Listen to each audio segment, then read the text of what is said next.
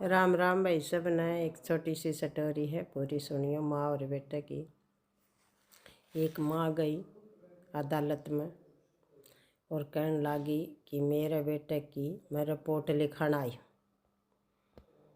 तो जज ने कहा कि माँ जी आपके बेटे की क्या गलती है। तो माँ ने कहा मेरा बेटा 1 साल होगी मेरे से मिला नहीं है और मेरे बेटे की बहुत बड़ी गलती है। तो उसकी दरखास्त लिख ली और बेटा तारीख पर बुला लिया।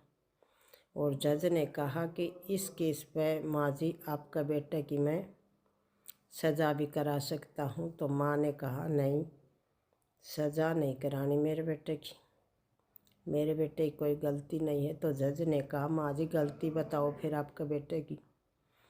कि मेरे बेटे को मैंने जन्म दिया, परवरिश करी, पढ़ाया और नौकरी भी लगाया, लेकिन आज मेरे बेटे के पास मेरे लिए मिलने के लिए, बात करने के लिए टाइम नहीं है।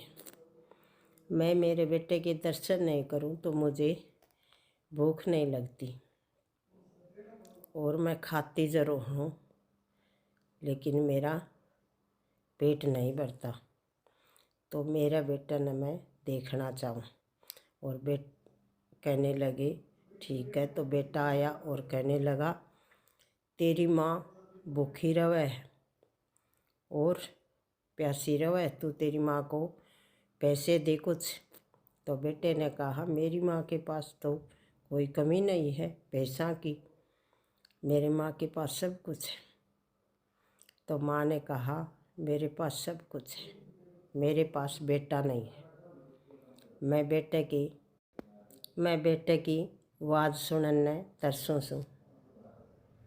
तो यह कहानी इस है कि भाई जन्म देवे है माँ और माँ तड़प ही जावे है कि अपने बेटे के मैं दर्शन करूं, आवाज़ सुनूं।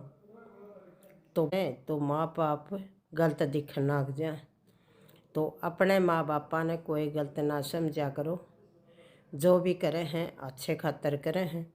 गलत लग गए तो माँ बाप ने पूछो, बात करो, लेकिन उन ते नाराज ना हो, क्योंकि माँ बाप बाद में नहीं मिलेंगे। तो अपने माँ बाप ते दुख सुख की पूछा करो और बताया करो। कहानी किसी लगी ज़रूर बताइयो।